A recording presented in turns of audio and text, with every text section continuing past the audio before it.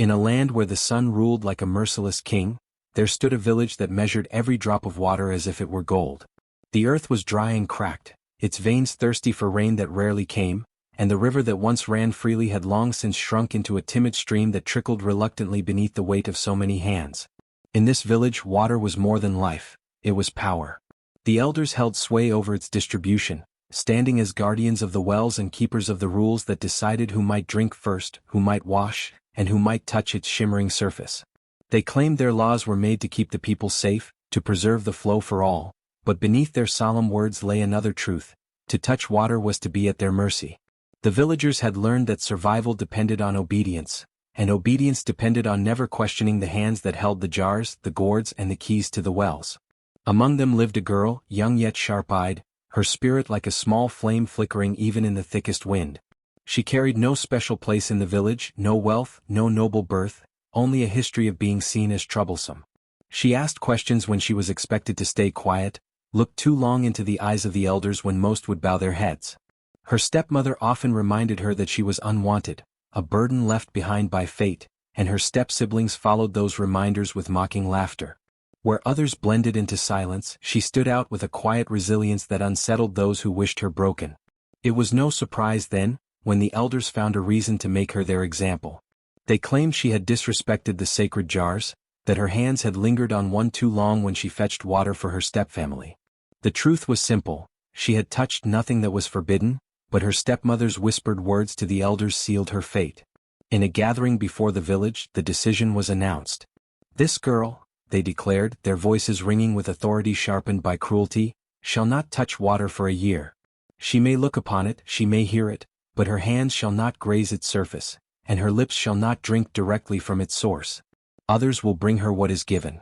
If she disobeys, she shall be cast out forever." The punishment struck like a shadow over her life.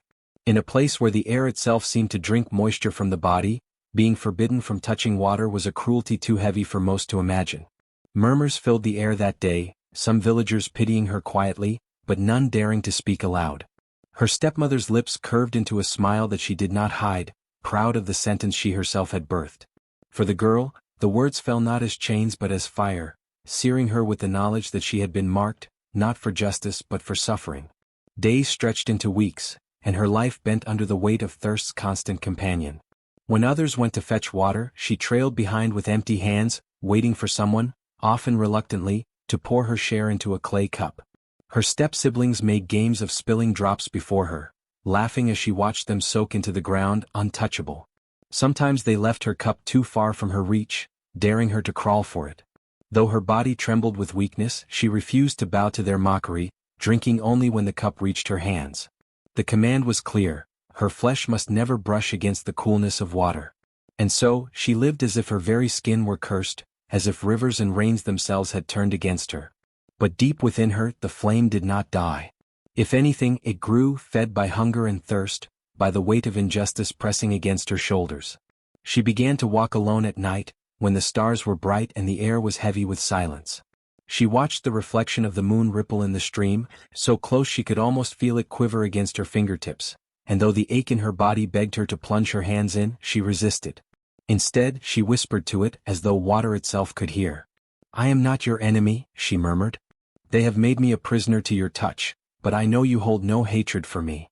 The villagers began to notice that her eyes grew brighter even as her body weakened. Her stepmother scoffed, calling it a trick of desperation, but some whispered that perhaps the ancestors had taken notice of her suffering. For how could one live in such thirst and yet still carry a strength in their gaze that could unsettle even the elders? The more they watched her, the more uneasy they became, though none dared to undo the punishment. Thus, the girl walked in a village bound by thirst and power, marked as cursed, forbidden to touch the very thing that kept others alive. They thought the decree would break her spirit, that the weight of parched lips and dry skin would crush her flame. Yet somewhere between her hunger and her silence, something else was forming. A secret bond was growing between her and the element she was denied, a bond invisible to all but destined to one day change the balance of everything they thought they controlled. For while the elders claimed dominion over water, they had forgotten that water had its own will, and that the sky itself could listen. It was not enough for the elders to pronounce the decree. The stepmother made certain it carried the weight of humiliation. On the day it was declared, she stood among the villagers with her arms folded and her chin raised high, whispering loudly enough for all to hear, "It is because she is cursed. Anyone who lets her near water risks bringing misfortune into their home." The words spread like fire through dry grass, feeding on fear and envy. Neighbors who once might have handed her a cup began to pull away, their eyes shifting nervously, their steps quickening whenever she drew near.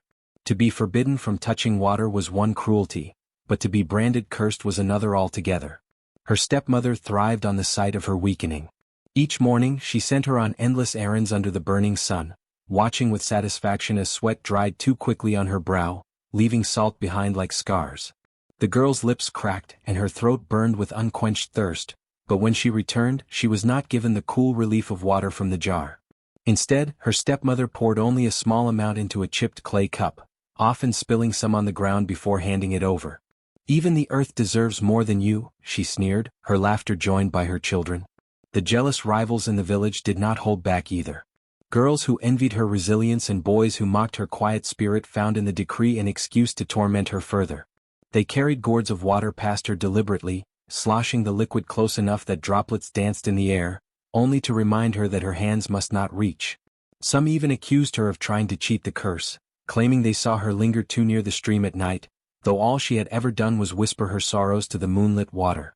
Each accusation tightened the invisible rope around her life, ensuring that any chance of mercy dissolved before it reached her. Humiliation became her constant shadow. Children laughed as she bent to lift empty pots, pretending they were heavy with water she would never be allowed to fetch. Women shook their heads and muttered prayers when she passed, as though her presence alone might dry their wells. Even the elders, who should have been guardians of fairness, watched with cold satisfaction, their power deepened by her suffering. Every look, every whisper, every turned back pressed her deeper into loneliness. Yet, though her body trembled under the weight of thirst, her spirit refused to bow. She endured the aching dryness in her throat, the heaviness in her limbs, and the endless sting of mockery with a silence that unsettled those around her. They expected her to cry out in protest, to collapse, to beg for forgiveness she did not owe. Instead, she walked steadily, her cracked lips closed, her eyes sharp with a light that no decree could dim. But when night came and she lay awake listening to the faint trickle of the distant stream, her heart broke quietly inside her chest. She felt the pain of each day etched into her skin, the humiliation of being treated less than human cutting deeper than thirst itself. Still, in those darkest moments, when despair pressed hardest, she found herself whispering not to the elders, nor to her stepmother, but to the unseen forces of the world, the sky, the rain, the very water she could not touch. And though no answer came, she believed that somewhere, somehow, her suffering was being heard, and that one day, it would return to those who had forced it upon her. Her life without water became a punishment that was more than physical. It was a stripping away of dignity and comfort, a daily humiliation. Each morning, when the other girls of the village went to the stream to bathe and return with gourds balanced gracefully on their heads, she lingered behind. Dust clung to her skin, coating her arms and face until she looked as if she had been molded from the earth itself. Where others returned shining and refreshed, she remained dry, cracked, and weary. Washing in dust became her ritual. She rubbed the fine soil over her arms and neck as though it might trick her body into believing it was cleansed, but the dirt only deepened her sense of separation. Cooking was no less tormenting. She worked with hands so parched that the skin split along her knuckles, leaving fine red fissures that stung with every movement. The water she touched for food was never hers to drink. She stirred porridge that glistened with moisture she could not taste. She carried bowls to others while her own throat burned with an unrelenting fire. At night, when the scent of steaming meals filled the hut, she pressed her lips together tightly, as though the smell itself might quench her longing. But thirst was merciless, it clawed at her insides, and the more she resisted it, the more she felt like breaking. Her stepmother, sharp-eyed and always watching, took cruel pleasure in her condition. Whenever the girl staggered under the weight of exhaustion, the woman sneered and reminded her that she had been marked. "A cursed child must not touch water," she said loud enough for neighbors to hear. The villagers shook their heads, some in pity, some in agreement, but none dared to challenge the decree. The rules of the elders held sway over every hut, every meal, every drop of water drawn from the stream. Her suffering was not hidden, it was made into a performance, a warning that traditions were stronger than compassion. The children of the village, who once played with her in the fields, began to avoid her. They whispered that her curse might leap onto them if they touched her. She felt their eyes on her back as she walked, saw them clutch their water vessels closer to their bodies when she passed. Even laughter seemed crueler when it came from lips still wet with fresh water. She was not just denied thirst relief, she was cut away from the community, made an outcast within her own home. Still, her body fought to survive. She found strange ways of holding on. When dawn brought heavy mists, she would tilt her head back and breathe deeply, hoping the droplets in the air might give her strength. When she worked in the fields, sweat ran down her brow, and she resisted the temptation to lick her lips. In the evenings, when others left bowls half empty, she sometimes sniffed the rim, closing her eyes as if that faint smell of maize or broth might trick her into feeling nourished. Nights were the cruelest. Thirst did not sleep. It gnawed at her ribs and coiled like fire in her belly. Sometimes she dreamed of waterfalls, cool and endless, crashing over her and soaking her skin, only to wake to the choking dryness of her throat. She cried quietly, but even her tears betrayed her, drying quickly before they could fall far. She longed for the simple act of dipping her hands in a stream, for the ordinary joy of sipping water in the heat of the day. Such small things had become treasures locked away by decree. And yet, though her body weakened, her spirit clung to survival. She refused to beg, refused to crawl before her stepmother or the elders who declared her cursed. Her silence became its own kind of defiance. Though the earth cracked her lips and the sun scorched her skin, she carried herself with a dignity that frightened some and unsettled others. For in her endurance, there was something they could not name, a quiet strength that rose each time she was pushed down. She became a figure both pitied and feared, the girl who lived without water, who bore thirst like a crown of suffering yet walked with her head held high. That night, when the air was heavy and the moon lay hidden behind a thick veil of clouds, she lay on her mat unable to sleep. Hunger gnawed at her stomach, but it was thirst that made her body tremble, as though her bones themselves had dried into brittle sticks. Her lips were cracked, her throat raw, and her breath came in shallow gasps. Around her the village slept. The rustling of trees outside her hut was the only sound, whispering in tones that seemed almost human. At first she thought it was her mind breaking under the strain, but then she heard it again, clearer, softer, and unlike any sound she had ever known. The wind carried voices. They curled through the rafters of her hut and circled her head like unseen spirits. She pressed her hands over her ears, but the words slipped past, warm and resonant, vibrating inside her chest. "Child of the earth, you are not forgotten," they said, a harmony of men and women, old and young, layered as if the whole lineage of her blood spoke together. She trembled and pulled her thin cloth tighter around her shoulders. No one else seemed to stir in the village, no one else heard. The voices were hers alone. At first she thought it might be a cruel trick of exhaustion. Yet, the longer she listened, the more familiar the tones became. They reminded her of her grandmother's chants at the hearth, of her late mother's lullabies hummed under a soft night sky, of the deep drums played in ritual when she was still a child cradled in innocence. The voices wove themselves into her memory until she could not tell if they belonged to the present or the past. They called her by name, not the one the stepmother spat in anger, but the one her mother had whispered with tenderness. "Water has not abandoned you," they murmured. "It waits as you wait. It will return in its season, and when it does, it will know you." The words curled around her heart like the first cool drink she had been denied for so long. She gasped as though her parched lungs had caught a sudden breeze of relief. She wanted to answer, to ask why she was chosen for such cruelty, why she had been left to shrivel while others lived without care. But her voice caught in her throat, rasping like stone against stone.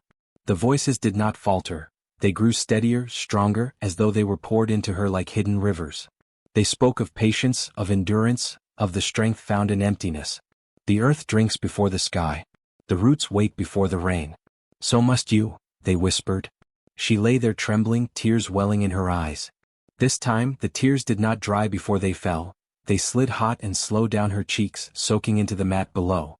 She clutched the damp fibers, feeling the smallest relief from her own sorrow. Even in her tears, she realized, water still lived within her. The wind outside swelled, shaking the walls of her hut, and she could almost see shadows moving, tall and graceful, like ancestors gathered around her. She thought she saw the outline of a woman with kind eyes bending toward her, brushing her hair with invisible fingers. A man's deep voice rumbled from the air near her feet, steadying her heart with its weight. "They call you cursed," the wind sighed, "but we call you chosen." The word struck her with such force that she sat upright, clutching her knees. Chosen? She who was spat upon, who was denied even the smallest sip. The thought both frightened and soothed her. The voices did not explain the meaning fully, they left their words like seeds in her chest, seeds that would one day sprout when the rains came. Endure, child. When the water falls it will know its home.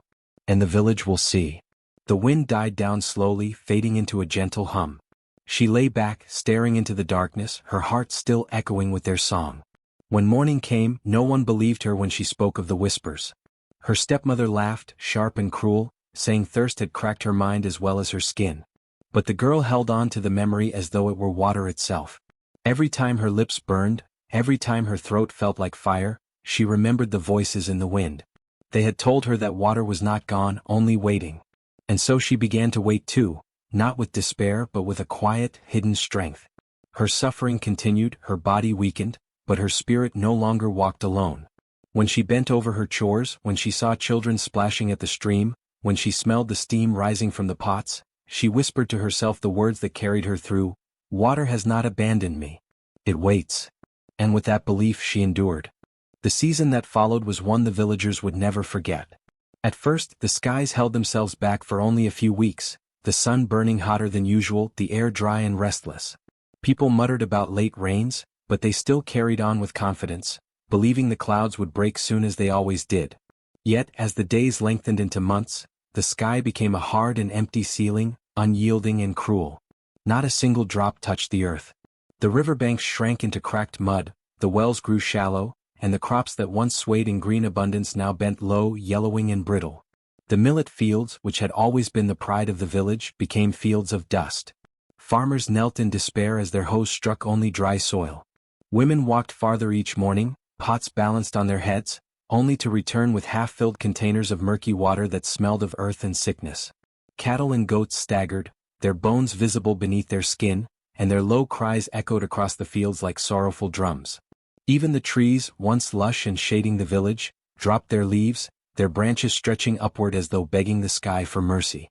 The elders gathered often beneath the meeting tree, their faces lined with worry deeper than ever before. They spoke in hushed voices of signs they should not ignore. Some said the ancestors had turned their backs on the village, angered by the way the sacred order had been broken. Others reminded them of the girl who had been forbidden water, her lips parched while others drank freely. Perhaps, one elder whispered, the spirits see her suffering and weigh it against us. His words were met with silence, but no one could deny the unease that followed. Rumors spread quickly among the people. Mothers whispered as they pounded grain, their eyes darting to the girl as she moved quietly with her chores. "She is the reason," some hissed. "The spirits guard her, and now they punish us for what was done." Others shook their heads and said, "No, she is cursed, and her curse has spread to the whole village." Fear pulled the community apart, each person unsure where to lay blame. But all agreed on one truth: the rains had never abandoned them this long before. Children cried through the nights, thirsty and restless, and families argued over the little water left. Pots cracked from dryness and lips cracked from thirst. Even the stepmother who had rejoiced at the girl's suffering now found herself waking in the night with her tongue swollen and her throat raw, her jealousy unable to quench her thirst. Her sons coughed from dust, her daughters fainted from weakness, and she could not help but notice that the girl, though suffering too, bore her hardship with a strange, quiet endurance that only deepened the fear in others' eyes. The drought gnawed at the people's spirits. Songs that once filled the evenings faded into silence, and laughter vanished from the courtyards. All that remained was the endless waiting, the ceaseless staring at the horizon, searching for clouds that never came. Day after day the people lifted their eyes to the sky, but the sky looked back at them, empty and merciless. And in the silence of their despair, the whispers grew louder. "It is her. It is because of what we did to her. The spirits do not forget cruelty." Some shunned her, avoiding even the shadow of her presence. Others glanced at her with reluctant awe, wondering if she carried some hidden power that kept the rains at bay. Whether cursed or chosen, she was no longer just a girl in their eyes, she had become a living question, a reminder of the wrong they had done, and of the water that refused to fall. The day the first drop fell, the village had nearly given up hope. The air was heavy and dry, every breath tasting of dust. People no longer looked to the horizon for clouds, for it had become too painful to hope. The drought had stretched far beyond what anyone could remember. The fields lay barren, animals collapsed where they stood, and the children's lips cracked as they cried silently for water. The elders spoke less and less, their wisdom shriveled along with the land. Even the drums of the village had fallen silent, for no celebration could rise from parched throats and empty pots. Then one afternoon as the sun blazed high, something shifted. A wind stirred, not the hot wind that carried dust, but a strange, cool breath that swept across the village and made people pause. Heads turned upward as a murmur passed from mouth to mouth. Clouds, dark and swollen, were forming against the sky. People gasped, shouted, and ran from their huts, eyes wide with relief. At last! The rain is coming, they cried. Children clapped their hands, and even the elders lifted their arms toward the heavens, murmuring prayers of gratitude. But as the clouds thickened and thunder rolled, something strange happened. The people spread out across the fields, ready to receive the blessing of rain. Yet when the first drop finally fell, it did not scatter across the earth. It landed softly on the girl's cheek. She looked up, startled, as a cool droplet slid down her dry skin, leaving a trail of life where there had been nothing but thirst. Another drop followed, and then another, until a steady stream poured from the sky, but only above her. The villagers froze, their joy turning into confusion. They looked around, waiting for their own share of the storm, but the ground beneath their feet remained dry, the air around them still hot and empty. Only the girl stood in the rainfall, her body drenched, her hair soaked, her cracked lips trembling as she opened her mouth and tasted water for the first time in months. She lifted her hands and the rain filled her palms, running between her fingers in sparkling streams. A gasp rippled through the crowd. "Look," someone cried. "The water has chosen her." Others shook their heads in disbelief. "No, it cannot be. Rain belongs to all, it cannot fall for one alone." Yet the truth was undeniable. Wherever she moved, the rain followed, a small storm circling her body. The earth beneath her feet darkened as it drank, while all around the soil remained pale and cracked. Her stepmother, watching from a distance, felt her chest tighten with rage and fear. This was not the humiliation she had planned for the girl. This was not the curse she had hoped would destroy her. Instead, the child she had tried to banish from water stood radiant, the sky's chosen vessel, while she herself still licked dust from her lips. Her stepsister wailed, reaching out her hands as though she could catch some of the falling drops, but the rain slid past her, never straying from its chosen path. The elders exchanged troubled glances. "The ancestors are speaking," one whispered. "We forbade her from water, but water has not forsaken her. It has claimed her." Another elder shook his head, his voice heavy with shame. "This is the judgment of the spirits. We denied her what was hers by right, and now the sky reminds us of our cruelty." The girl, trembling in the downpour, felt strength return to her body as the water seeped into her skin. Her thirst eased, her hands no longer cracked, and her spirit, though worn, began to glow with something unexplainable. She had not begged for this. She had not called upon the spirits. Yet here it was, a gift or perhaps a reckoning written in water. She glanced at the villagers watching her, their faces a mixture of awe, fear, and envy. For the first time in many moons she did not bow her head in shame. She stood upright, her drenched figure shining like a beacon against the parched earth. The storm above her did not move across the sky. It followed her wherever she stepped, as if tethered to her very being. When she walked toward the edge of the field, the people shuffled back, afraid to be near her. When she returned toward the village, they whispered prayers, unsure if she was blessed or cursed. Children pointed with wide eyes, tugging at their mother's skirts, while the men clenched their jaws, humbled by a power they could neither understand nor control. All around her, the land remained dry. The fields still cracked, the wells still shallow, the animals still gasping for breath. Yet wherever her bare feet touched, grass began to stir. Small sprouts, green and defiant, pushed through the dirt, following the path she walked. The first drop that had touched her cheek was not just rain. It was a sign, a revelation that she was no longer just a girl forbidden from water.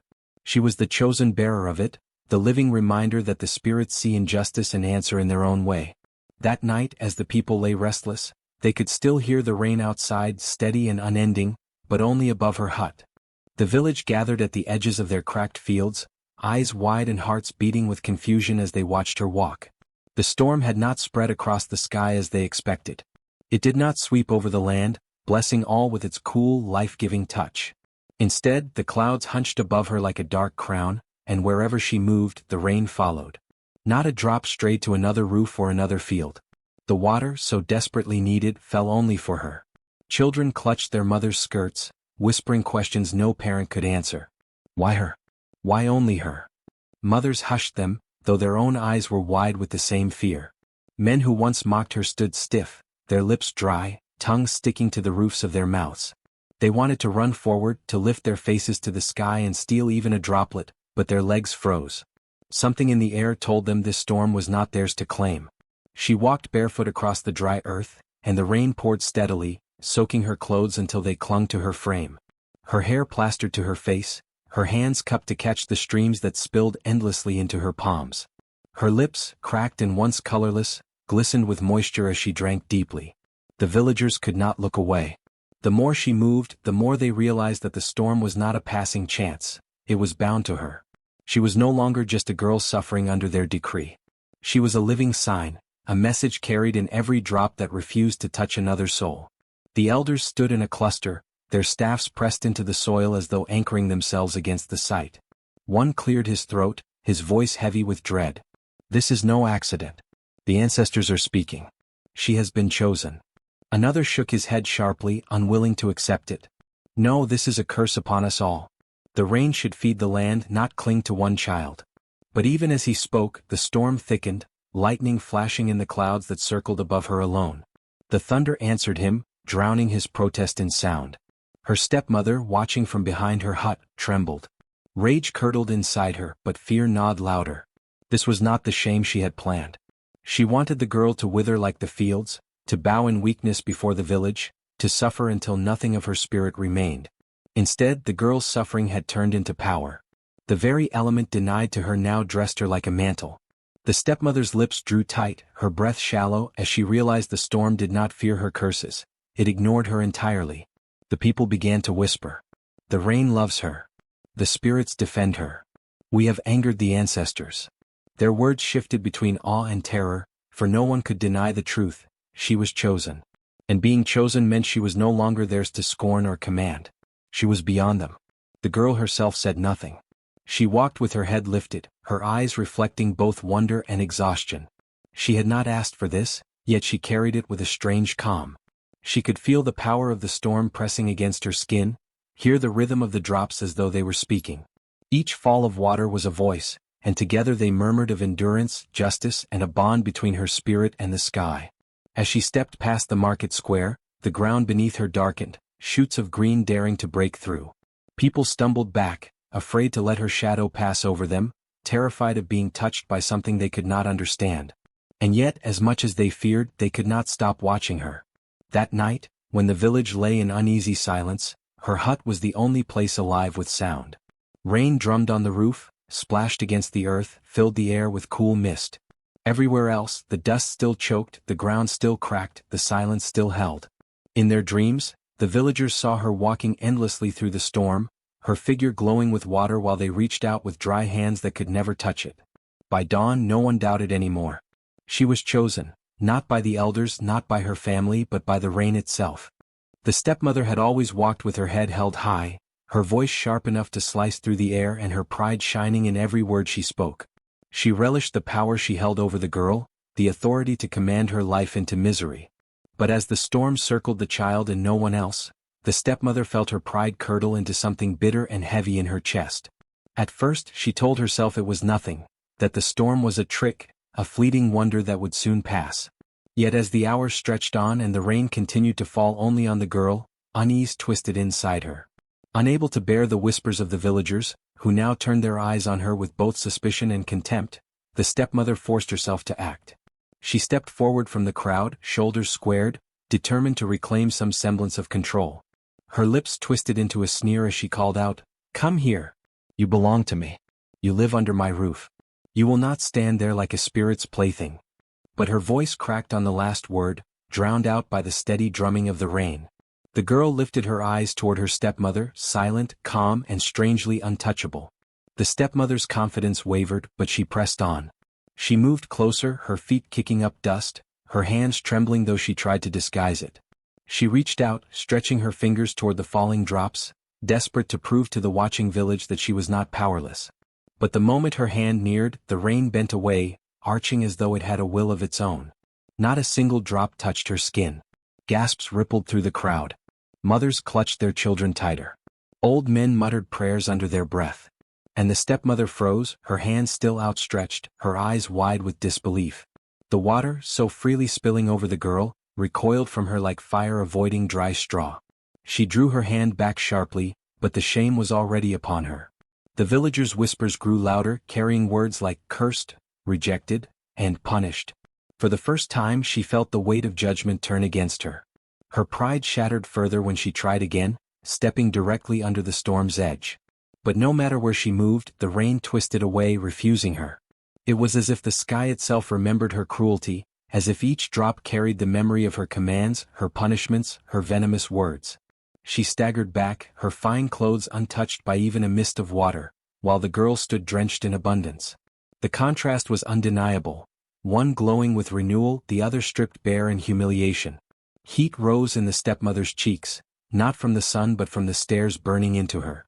She could feel the village turning against her, the authority she once held dissolving like sand in rushing water. All her schemes, all her cruelty had led to this moment. The girl she tried to crush now stood as the chosen one, embraced by the sky, while she herself was cast out by the very element she thought she controlled through fear and power.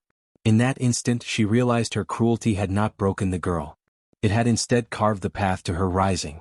And the punishment she once delighted in had turned back upon her, stripping her of pride, leaving her trembling in the open for all to see. The elders gathered under the shade of the meeting tree, their staffs planted in the earth, their faces etched with lines of fear and awe.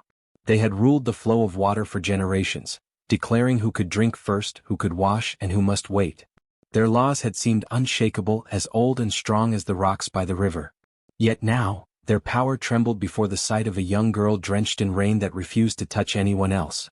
It was as if the heavens themselves had chosen her, defying all the rules they had written. The villagers huddled together, whispering as they stared at the girl walking through the village, every drop of water bending to her body. Children pointed in wonder, their wide eyes reflecting awe instead of fear. Women, their backs tired from carrying empty water gourds during the long drought, felt tears prick their eyes. Men who had once laughed at her thirst, now looked at her with respect, shame gnawing at their pride. It was clear to all that something far greater than human decree was at work. The elders argued among themselves. Some said it was witchcraft, a dangerous omen. Others shook their heads, insisting it was ancestral justice.